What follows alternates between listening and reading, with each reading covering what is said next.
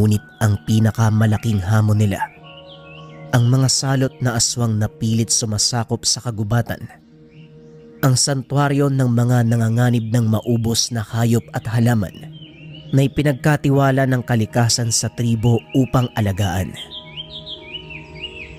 Isang araw, sa kalagitnaan ng paglalakad, napahinto si Eman. Nakaramdam ng kakaiba sa paligid. Huminto ang mahinang pag-ihip ng hangin. Biglang umalinsangan ang panahon. Mukhang nag-iisa ka. Nasaan ang mga alagad mo, Lakan? Ikaw ang dapat kong tanungin ng ganyan. Anong ginagawa mo sa teritoryo ko? Teritoryo?